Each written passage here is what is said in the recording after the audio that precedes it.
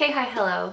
Today I wanted to do a video that I've been wanting to do for a really long time, and it's probably my most anticipated, like my most excited video I've been to make, just because I think it's so important to talk about these things and to make them known and like to recognize the progress that we make and the things that we go through and the struggles that we deal with and to bring them to the light. So it's really crazy to me. I don't know if you've seen, but I have OCD and intrusive thoughts, and a year ago my life was like nothing. Like I was barely hanging on by a thread.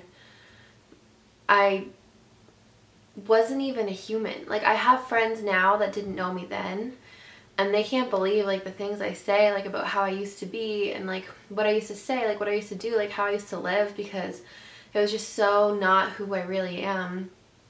It was so,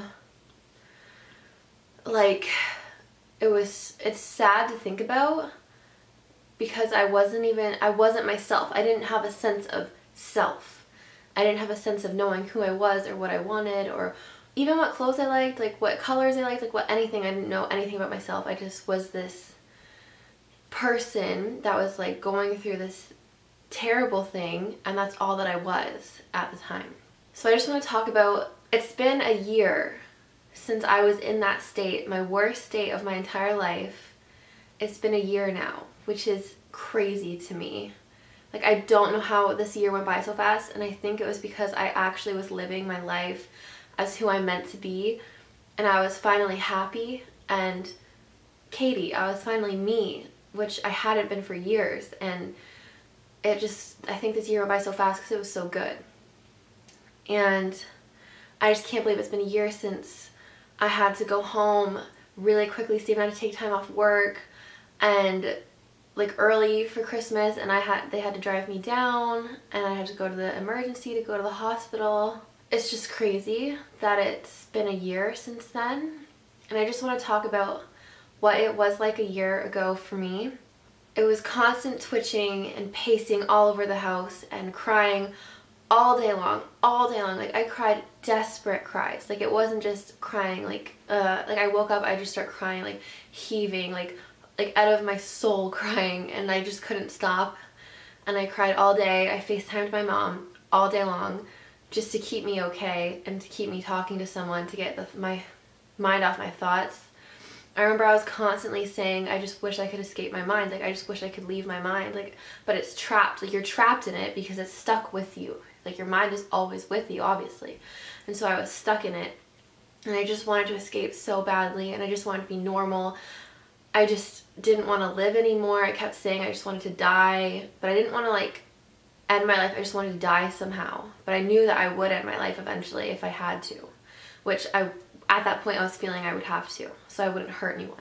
I'd wake up in the morning and not be able to move and leave my bed because a slight movement would give me like, oh, I have to do that again. So I'd have to do it again, like probably like 10-15 minutes straight, just go like this, like to get the right spot. So I never moved in bed. I just stayed there, and like I laid there for so long after I woke up because I knew once I started moving I'd have to do that same movement over and over again, and it would take me so long. Like each movement I'd have to do like a million times before I could get out of bed. And then it'd be the same thing for walking around, for touching anything, for using the bathroom, for anything like that I did. It was a million times. So it was so sad, like so terrible to have to go through. And I was just blabbering on and on and on and on. Like I would blabber all day. Like it's just like, I don't want to be that. I don't want to be that. I don't want to be that. I don't want to be this person. I can't. Mama, I don't want to. I don't want to. I don't want to. I just and like every time a thought came in my head, I'd go like this and like twitch my head back to try to get away from the thought. Like it would just like an instant twitch every time a thought came in, which was constant. So my head was always twitching, and I was always like I never smiled. I was never happy. I remember not feeling happy for like months and months and months. None of my smiles or laughs were genuine, and I wasn't even fake smiling or laughing at that point. It was just twitching, pacing, babbling on and on, like crying, not wanting to live, like self-harming. It was not good. I was hopeless. I was suicidal. It was intense. I had no hope that I would be able to get better. I just thought that that was who I was and that was it. Like I thought, I'm never gonna get better, so what's the point? Like, I didn't want to live like that for the rest of my life, and I really didn't believe that there was a way that I could get better. Like, I did not believe that there would be any way I would somehow be able to live normally again. I was so desperate, just desperate just to feel normal again, to feel like myself, which I didn't even know what myself was anymore. And I was just so desperate to feel like I was me again. And I was so brokenhearted because I wasn't myself, and I felt like my relationships were all crumbling. They were all taking care of me. Steven was a caretaker. He wasn't my husband anymore. He was a caretaker, and it wrecked our relationship. And I just felt so desperate, so hopeless, so lost. I didn't know who I was without OCD. I didn't know who I was without OCD. Like, OCD was my life. It was me. It was everything. Like, all my thoughts were controlled. Everything I did was controlled. So I didn't have a life like without it. I didn't know who I was without it. Eating made me sick because I stopped eating so much because every food was bad, and it would give me thoughts, and I would be scared something bad would happen if I ate almost every food. It was gradually that this happened, but by the end of it was like every single food. So I just stopped eating, and I lost so much weight. And I was so sick every time I tried to eat again, and I just didn't want to eat. So I was like not eating. Eating made me sick if I tried. And it's so funny because like this year, if you guys watch my channel or if you know me, you know I love Christmas like so much. Like, it makes me so excited because that's just who I am. But last year I didn't love Christmas. I didn't love anything. Like, I didn't have anything to look forward to. I didn't have anything I was excited about. I just knew that like my life was ending. That's how I felt. I want to talk about these pajamas. I keep them. I had to wear them about 2.5 years in a row. I didn't wear any other pajamas. I wasn't allowed. These were all I had to wear, so of course I grew a hatred for them. Because when that's all you're allowed to wear, you get so annoyed with your own mind and with yourself, because I got these cute pajamas for Christmas, and like just cute pajamas I had before and I couldn't wear them. And I remember taking, like so vividly, taking these off and on a million times before I could actually get them on to go to sleep. Like one leg in the other, one leg out, one leg out, one leg in, one leg out, like over and over and over again with each leg.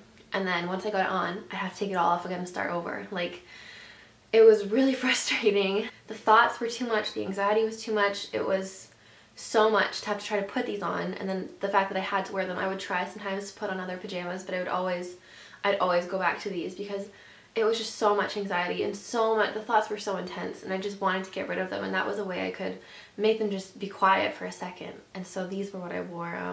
I always was huffing and puffing and ugh-ing over and over again. Like, I just always make those noises all over the house, all the time, constant, like ugh. Like every time I'd have to do things a million times, which was over and over again, like every task I did. I keep them though because I am a little bit emotionally attached to them. They were such a big part of my life, even though I hated them, and they made me so angry to have to wear them all the time. Like the only pajamas that were clear and okay for me to wear. They do remind me though of how far I've come, and like I can wear all kinds of different pajamas now. I don't have to wear one pair. It doesn't matter. They remind me of where I've been and where I'm not anymore.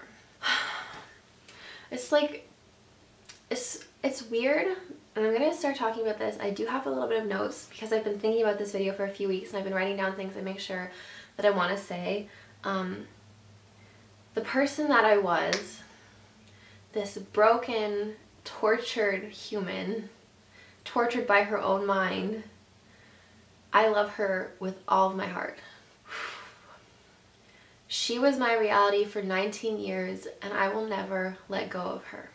She will forever be a part of me. I think of her every single day of my life. Like, I'm reminded of her every single time I do something that I couldn't before, and that was basically everything.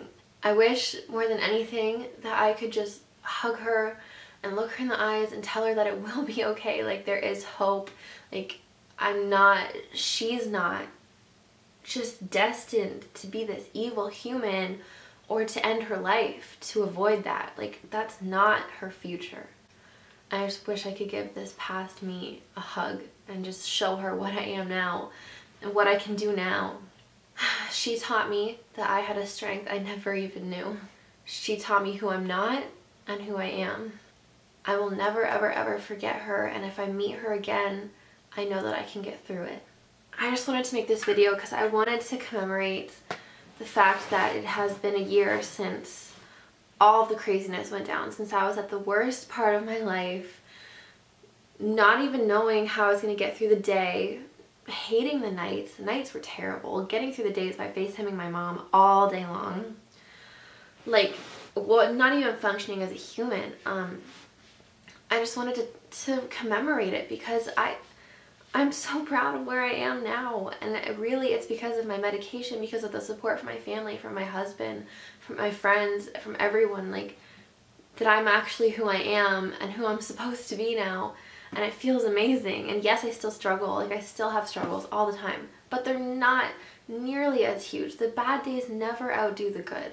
I just really wanted to commemorate this and to bring light to mental illness and to bring light to the fact that if you are struggling too, you can get better, I promise you.